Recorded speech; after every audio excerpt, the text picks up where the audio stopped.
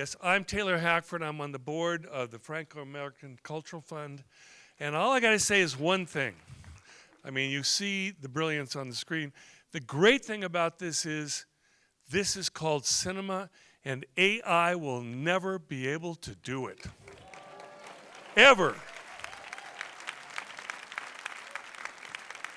So it's my honor to introduce to you the people who made this film. And so I'm going to bring them out one by one and tell you what they did. Virginie Montel, she was the costume designer and artistic director.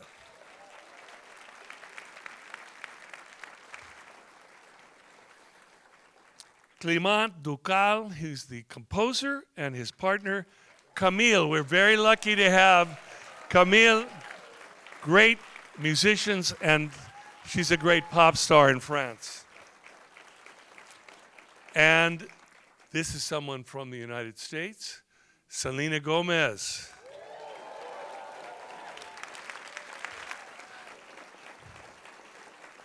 I was worried she wasn't here at the beginning, but she was out doing a Q&A. Now, Zoe Saldaña.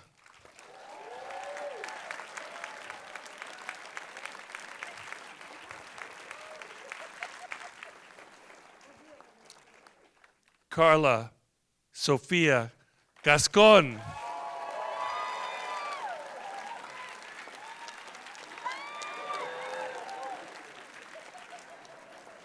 And the person, the director who put this all together, and let's give a huge hand for Jacques Audiard.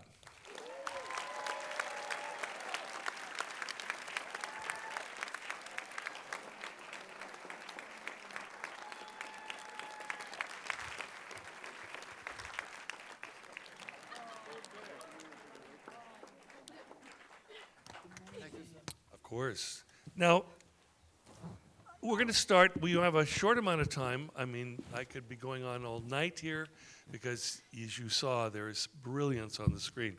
But Jacques does not want to be the first one to talk, so I'm going to jump to Karla. For me, with me. You're first.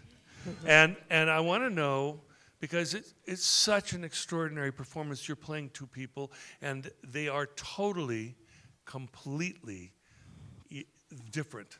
And the thing that's great to me, and I want you to describe this process of having to play Manitas and to play Emilia, Yeah. and you know, I believe that the people that you knew very well did not recognize you. Yeah. And talk about that transition and what you had to do to play those two parts. The first thing hello. And the second thing I want to say is, you feeling afraid from Manitas at the beginning, more or less? You need to watch this movie in German. It's it's another movie. It's a horror movie. Yes, it's true. I saw the other day the trailer in German, and when I speak Manitas, I had, no, please. Y fujan. Y yo sé, te lo juro por mi madre. ¡Guau!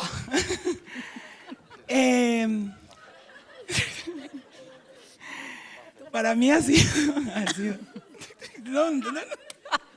Stop, please. Para mí ha sido maravilloso, o sea, es un regalo de la vida el que me ha dado Jacques, pero realmente no es un trabajo solo mío, es un trabajo que es de muchas personas que trabajan en esta película, de mis compañeras, de Camille y Clément, de Virginie, que ha hecho un trabajo exquisito en lo que es la construcción también del personaje en cuanto a la forma física. Y obviamente para mí pues ha sido un viaje increíble y maravilloso el poder interpretar este personaje en sus dos versiones, ¿no?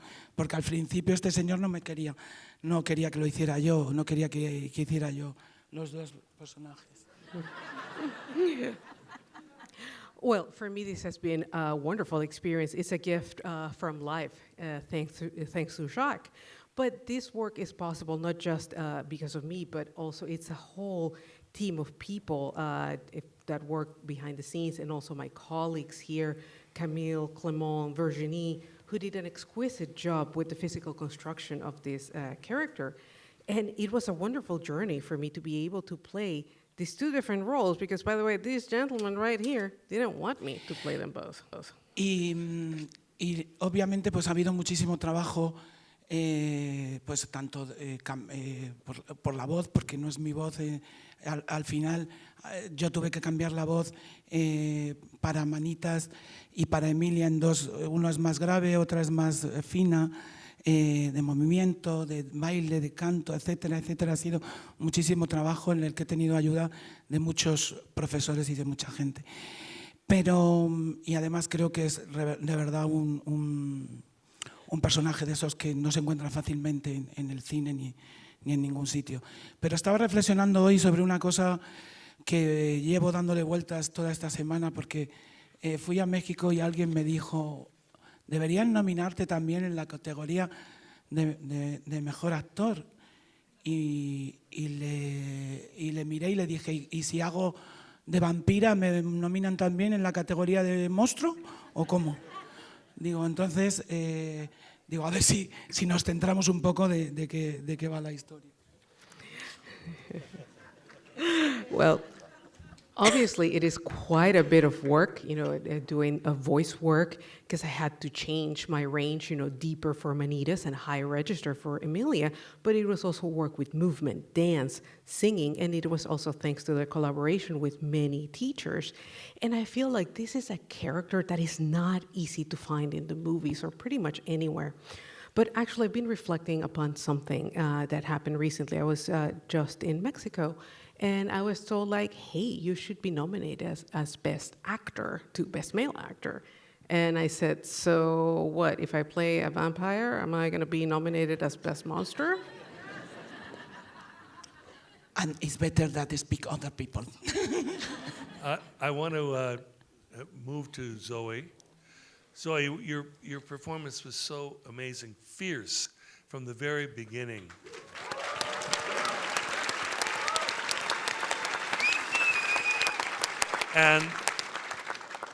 But I didn't know that you were such a dancer and singer, and you really, that huge final number, was amazing.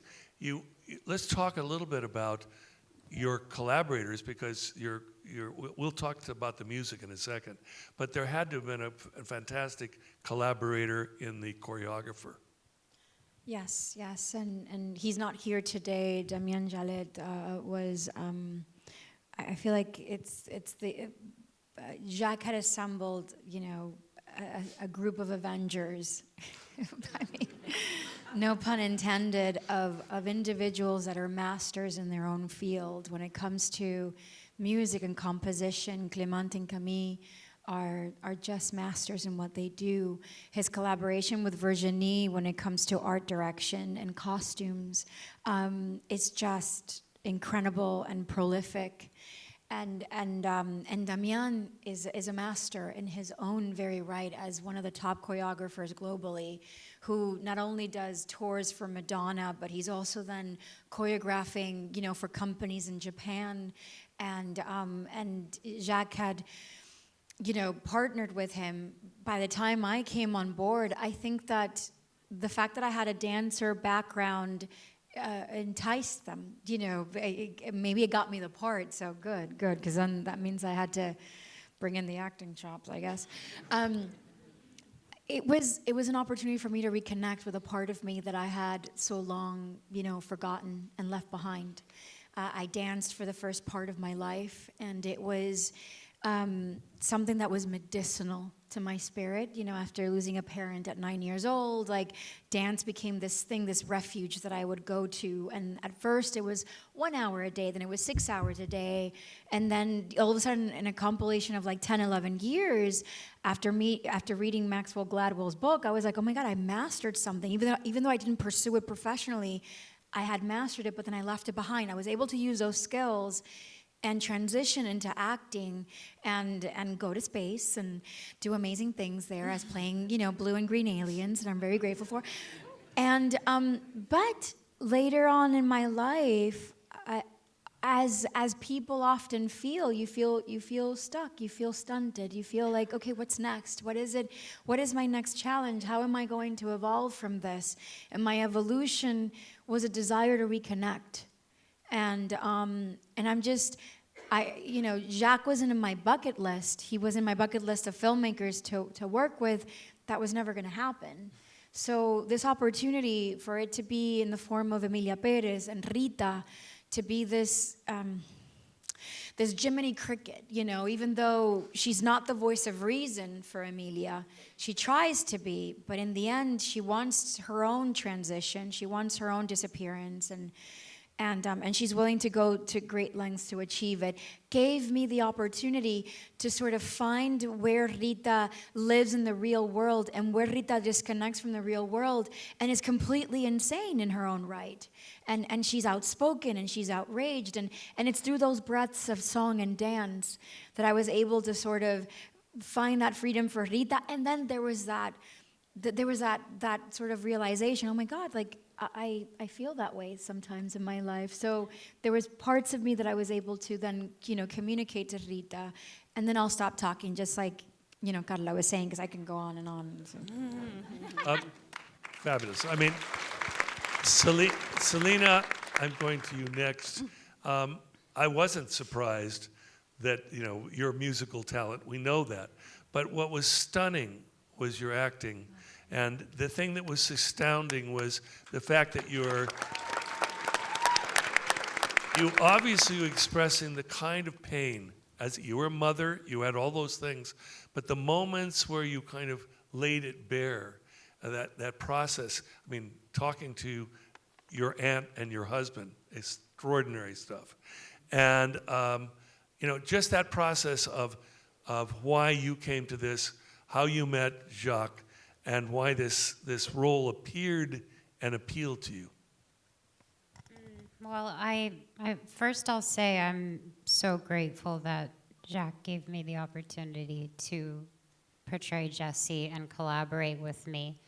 But I actually met with him in New York. Then I auditioned in LA for the part. What does that mean, though? You always say that.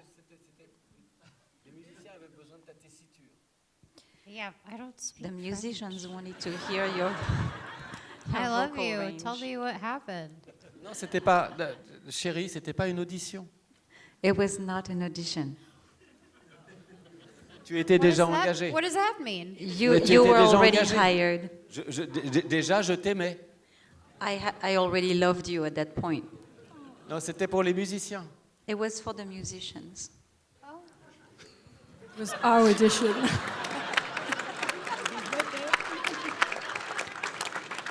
Oh my God, thank you so much. That would have been nice to know, I guess. I'm sorry. Well, I was on what I thought was an audition. And I don't know. I'm grateful that he saw clearly, believed in me. So I'm honored that I got to play this character. And I was hungry for something like this. I definitely feel like it allowed me to do things and go places I had never been, and I couldn't have been more down to do it. And I just feel really honored to be a part of this beautiful cast and crew, and it's just, thank you for having me. Extraordinary. Jacques, I'm finally coming to the director, and I want to talk about, Jacques has made such extraordinary films. When you look at The Prophet, you look at Rust and Bone, you look at Deep One. I mean, they're amazing. But I see a thread that goes through. I mean, in each of these films, it's about transition. It's about people changing their lives and trying to survive. And sometimes you wonder if they're going to survive. And this, again, is that same thing. It's transition. Vous avez oui, tout à fait. Vous avez absolument raison. C'est le principe de la deuxième vie. On a une vie. C'est la première, on la vit, elle a un certain prix, on connaît le prix. Et si on veut changer de vie, quel sera le prix de la deuxième? Quelle sera-t-elle et quel sera le prix de la deuxième? Ça, c'est un sujet qui m'intéresse vraiment, parce que ça questionne juste le mouvement des gens, le mouvement de nos vies. Est-ce qu'on a plusieurs vies ou est-ce qu'on en a une seule? Tu vois bien que ça te gêne aussi. It bothers her too. So you are right. This is really the principle of, having a second life. First, you have a life and you live it, and it has a price. And then you want to have a second life to change lives, and then there will be a price for this second life. And so, what will it be? And so, this is a topic that I find particularly interesting, and that allows for seeing how people evolve. Will there be one life? Will there be two? And so on. Et dans ce film-là, dans EMILIA PÉREZ, comment tous les personnages vivent une deuxième vie. Ils pensent avoir accès à une deuxième vie. Et les coûts de cette deuxième vie vont être différents. And so in EMILIA PÉREZ, all the characters live a second life. They think that they can access this second life at a price. And that's true for all characters. I think one of the things that I think is important to understand, this is such an extraordinary project, and the evolution, because it is a musical, but it's a very unique musical. And I think it says that it's you give credit to a novel, but I think it would be interesting for them to hear how you took that journey and finally came to the realization, because Mexico, for those of you who know Mexico, which is a fantastic country, they shot this on stage in France. Yes, à Paris. But you feel Mexico. The sound of the street you constantly hear. I understand. The second time I saw it tonight, and I was struck by the sound. Because in Mexico there are people everywhere, and you're feeling it. But let's talk about the evolution, and well, I'm not going to answer. You tell. Je dis, pardon, quoi? C'est quoi la question? Just in the sense of going, originally thinking you were going to do an opera and change it to a film. Absolument. Alors ça, c'est un truc un peu étonnant. C'est que j'aime l'opéra, mais je ne suis pas non plus un très très grand connaisseur de l'opéra. Et que j'ai écrit en 30 jours, j'ai écrit 28 pages, qui étaient un livret d'opéra. Et ça m'a beaucoup étonné. Je ne sais même pas d'où c'est tombé. Et après, je dois dire aussi... Quand je dis que c'est un livret d'opéra, c'était divisé en actes, il y avait 4 actes, c'était plutôt des tableaux que des scènes, c'était des personnages très, très archétypés, sans psychologie, comme dans l'opéra, des choses en mouvement comme ça. D'où ça me vient, ça c'était un peu complexe, je ne sais plus trop. Mais n'empêche que je crois que le musical me pendait au nez, comme on dit en français. C'est que mon deuxième film, Un héros très discret, Self-Made Hero, on avait pensé en faire un petit opéra avec Alexandre Desplat. Et un petit opéra à la façon de Brecht et Weil, de Nixon China ou de Black Rider. Et on ne l'a pas fait, on a été paresseux. Mais alors, ce n'est pas si étonnant que ça réapparaisse 30 ans, je ne sais plus combien. 30 ans plus tard. So actually, maybe you'll be surprised, but I actually love opera. I'm not so much of a connoisseur, but I do love opera. So in 30 days, I wrote 28 pages that became like an opera libretto. I have no idea where that came from, but it was divided in 4 acts, and it was more like tableaus that were composing this opera with characters that were archetypes, not a specific psychology. They were more in the movement. And so, as we say in French, well, it was bound to turn into a musical. And so, it was something that happened because way back then when I made A Self-Made Hero, it could have become an opera. With Desplat, we thought maybe we could do an opera like Brecht or Black Rider, but it didn't get done because we were kind of lazy. And so 30 days later, there you go. We got one.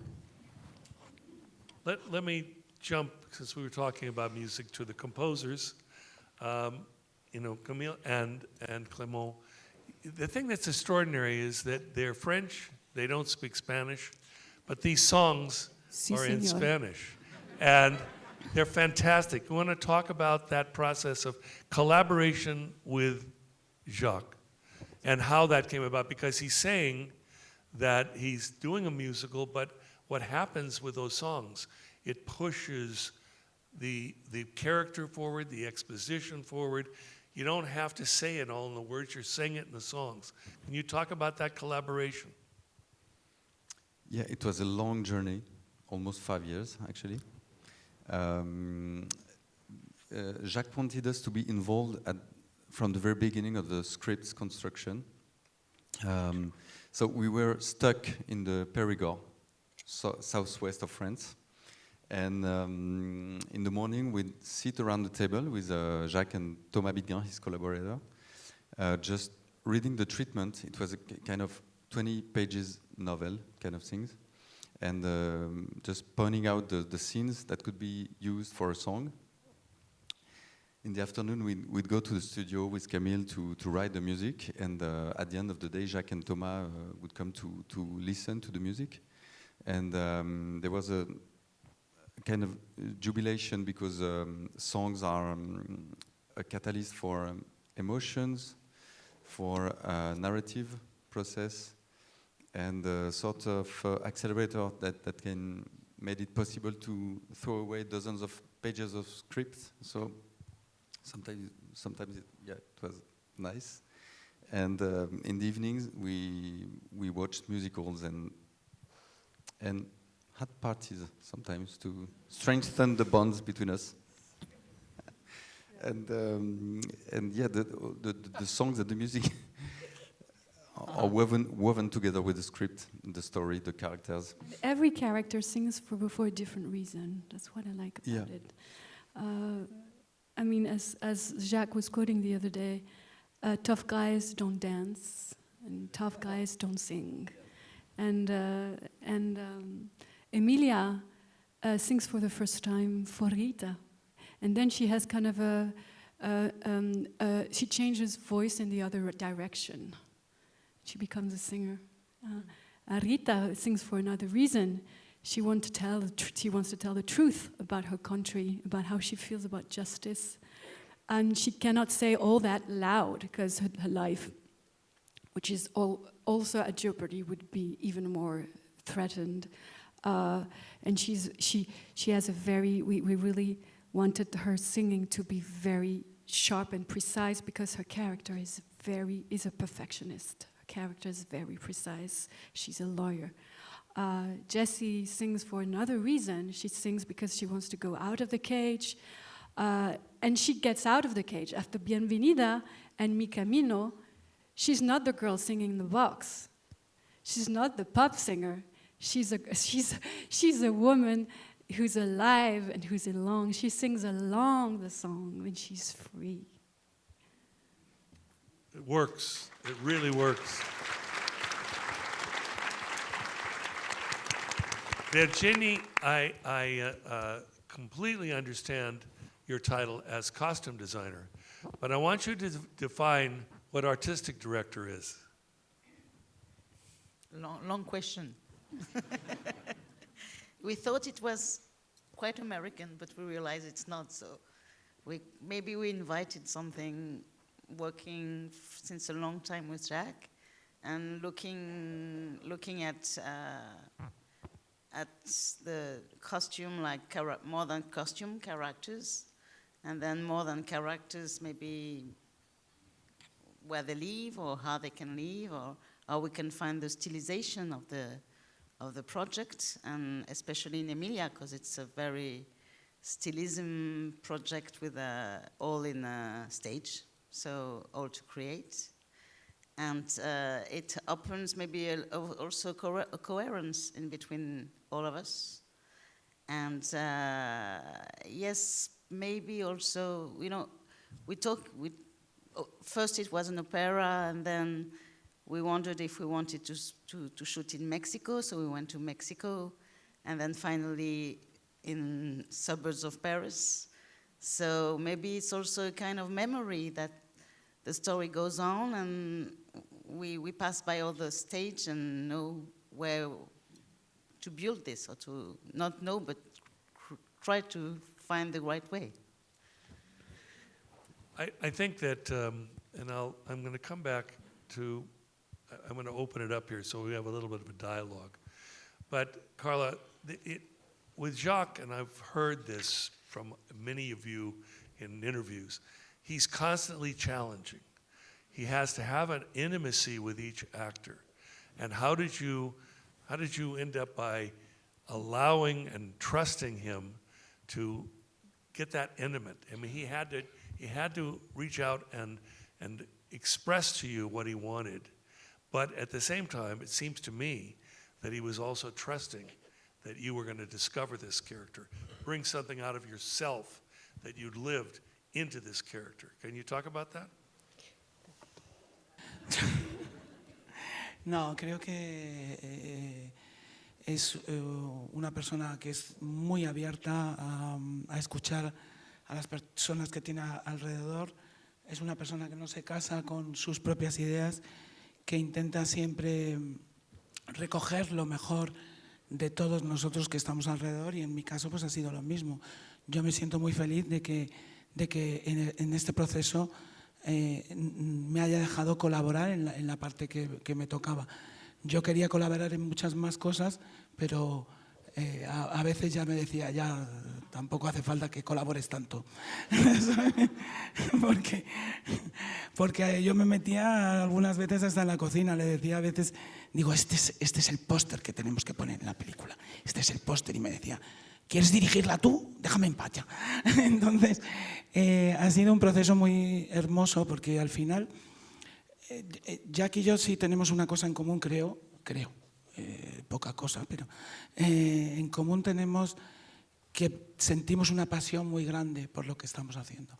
Y al final yo siempre me he visto con él como si fuéramos dos niños jugando en una alfombra a los trenecitos y a los muñecos, que no nos entendíamos porque éramos de otro país, pero sabíamos que estábamos jugando a algo maravilloso. Y eso ha sido lo que hemos hecho.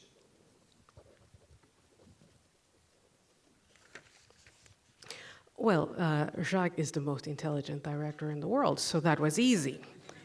He is very open, and he listens to those around him, and he doesn't get married to his own ideas. And what he does is he gathers the best from those around him, and that was the case with me. And I'm so happy that he let me collaborate on my part, and I wanted to collaborate on a lot more. And, Jacques would say, enough with the collaboration, sometimes even in the kitchen, hey, we need that dessert. But the beauty of this process is that I think that we have something in common here, and it's that we have a great passion for what we do. And it felt at times like we were two kids, sitting on the rug, playing with toy trains and toy dolls, and we not quite understanding each other, but because we come from different countries, but playing in this wonderful way. Zoe, in that sense of bearing yourself and expressing, because we're seeing the film through your eyes, and you're expressing all of this unbelievable, you can't believe what's going on. But that in a relationship is Jacques pushing you, always keeping you on edge, always trying to get more from you. What was that process that you had collaborating with him? It was a wonderful process. He's asking questions, and he's asking questions for himself, and then as a result, consequently, he's asking questions, with you, for you. I loved the fact that I was able to add to Rita parts of me in order for me to understand why someone like Rita, who looks like me, would be in Mexico City. And he never acted as if he knew why or anything. He really welcomed sort of the collaboration, and that's a term, that's a form of appreciation that artists and we can't describe, we can't put words to what that means when you're able to sort of collaborate with a director on that level. Rita needed to be pushed because Rita does not have the courage that Emilia has. She has it for others. She can get you out of jail. She can, you know, even if you're there for murder, like if you're being trial for murder, like Rita will write you the most amazing closing argument and get you off the hook. But she can't really advocate for herself.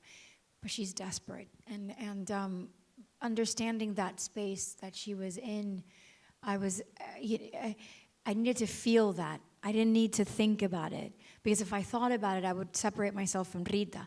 I needed to feel that, so that when that offer came, I needed to experience that desperation for her to say yes, and not think about any consequences, about what was going to be asked of me in order for me to get what I wanted. There was one scene, you know, when Jessi's sort of pleading with Rita, and she's like, well, why is he sending me away? Why doesn't he love me? And Rita ends up pleading back with Jessi, like, I'm fucking begging you, get out of the van, basically, because, you know, those were the challenges. So I remember being in those moments and sort of thinking, oh, okay, she, you know, I am a good person. It's not she's a good person. It's like, I'm a good person. I have a right to want, I have a right to desire. You know, now I'm getting really in my head about all these things, but it was just fun to know that Jacques would make it so permissible for me to sort of have this direct access to Rita and inhabit her world like a child playing with sand, and have it be okay, you know, to be in there, and then when to pull out, you know. But Rita felt all these things. Like, Rita was incredibly afraid always of manitas. And then she was afraid for Emilia. So that transition into that relationship, that sisterhood, was quite beautiful also to feel. I think that Jacques is challenging, from what I can see. So many people, both the actors, but also the crew. Everyone was on, you can just tell, cinematography, all the movement of the camera, the color, everything that's going on there, he's constantly keeping it alive. And that must have been an incredibly exciting set to be on. Yeah. Listen, folks, we've been given a limit here. So I want to have you give a huge hand again to the filmmakers who are magnificent.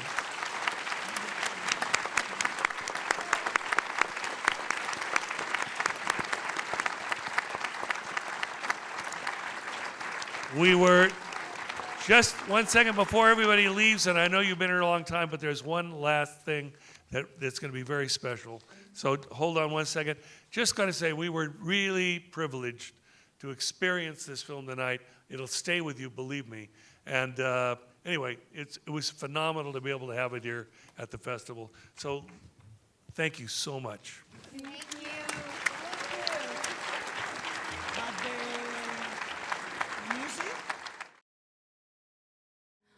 Cuando salgo mucho de fiesta, cuando me porto como una perra, cuando soy la señora perfecta, cuando digo sí para decir no, quiero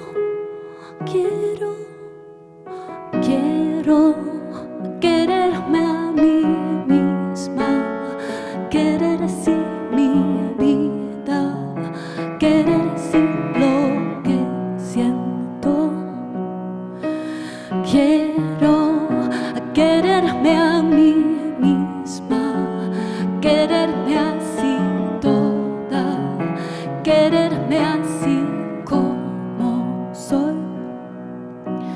Quiero amar a la niña que no me dejaron ser.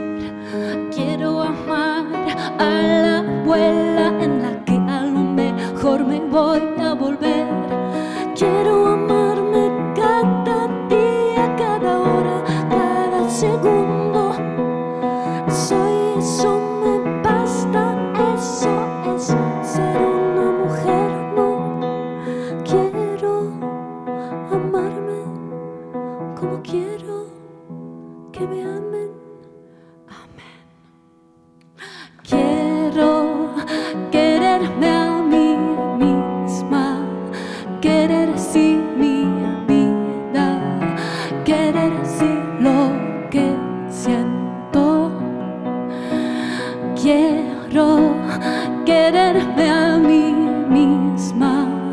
quererme así toda, quererme así como soy. Si me caigo en la barranca, es mi barranca. Si me doblo del dolor, es mi dolor. Si me mando al séptimo cielo, es mi cielo. Si me equivoco de camino, igual es mi camino.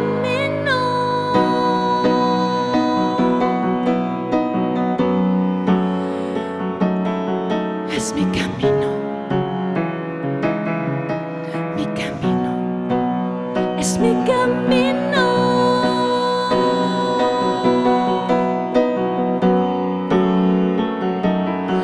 Es mi camino. Mi camino. Cuando salgo mucho de fiesta, cuando me porto como una perra. Merci. Selena, the song is for you. I hope you. Merci, merci.